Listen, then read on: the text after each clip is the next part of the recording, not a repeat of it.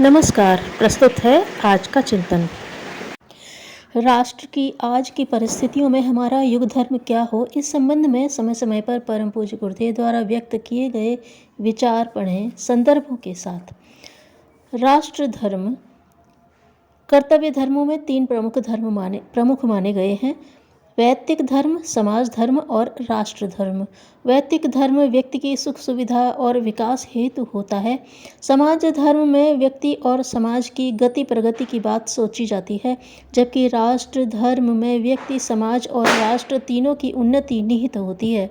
अतः सिर्फ एक राष्ट्र धर्म के पालन से शेष दोनों धर्मों का निर्वाह स्वतः होता रहता है। इसलिए तीन धर्मों में राष्ट्र धर्म को सर्वाधिक महत्वपूर्ण माना गया है। अस्तु तन मन धन श्रम साधन व्यवसाय विचार कला विज्ञान और धर्म अध्यात्म के प्रसार द्वारा राष्ट्र की सेवा करना, उसकी सुख शांति समृद्धि प्रगति बढ़ाने का निष्ठापूर्वक प्रयास करना, यह राष्ट्र धर्म है। इसे आज का सबसे बड़ा धर्म कहा गया है। प्रस्तुत समय में इसका परिपालन और भी आवश्यक है। जननी जन्मभूमि, मातृभूमि को जननी के समतुल्य माना गया है। जिस देश के हम नागरिक हैं, जिस धरती ने हमें जन्म दिया, साधन सुविधाएं दी और मनुष्य कहलाने योग्य बनाया, वह भूमि निश्चय ही माँ कहलाने योग्य है। तभी तो अपने देश को हम भारत माता कहकर पुकारते हैं। माँ की मदद यदि शिशु को आरंभ में न मिले तो वह क्या जीवित रह पाएगा? कदाचित रह भी जाए तो रामू भेड़िए जैसा ही होगा। तात्पर्य यह है कि नवजात शिशु से लेकर बड़ा वयस्क बनने तक में माता पिता की जो भूमिका होती है, उससे इनकार नहीं किया जा सकता। इसमें भी प्रथम अनुदान शिशु को माँ से प्राप्त होता है, अतएव वह और भी श्रेष्ठ कहलाती है। यही बात मातृभूमि के संबंध में भी कही जा सकती है। मनुष्य जिस देश का नागरिक होता है, वहीं उसे प्रथम शिक्षा मिलती है।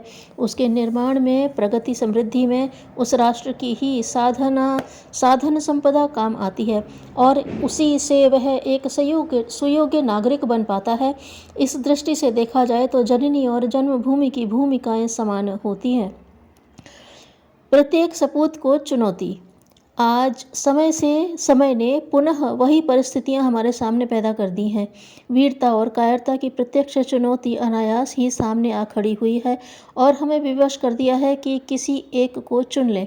पड़ोसी देश ने जो परोक्ष आक्रमण करके उसी मनोवृत्ति को दोहराया है, जिससे प्रेरित होकर पिछली शताब्दियों में आक्रमणकारी भारत पर हमला करते रहे हैं। भारत माता पर होने वाला प्रत्यक्ष और परोक्ष आक्रमण उसके प्रत्येक सपूत के लिए एक चुनौती है। माता को पद दलित एवं अपमानित होते देखकर भी जिसका खून न खौलता हो, जिसके मन में क्षोभ और प्रतिकार की भावनाएं न उठती हों, उसे मनुष्य शरीर में विचरण करने वाला नरपशु ही कहना चाहिए। राष्ट्रीय ऋण से उऋण हो।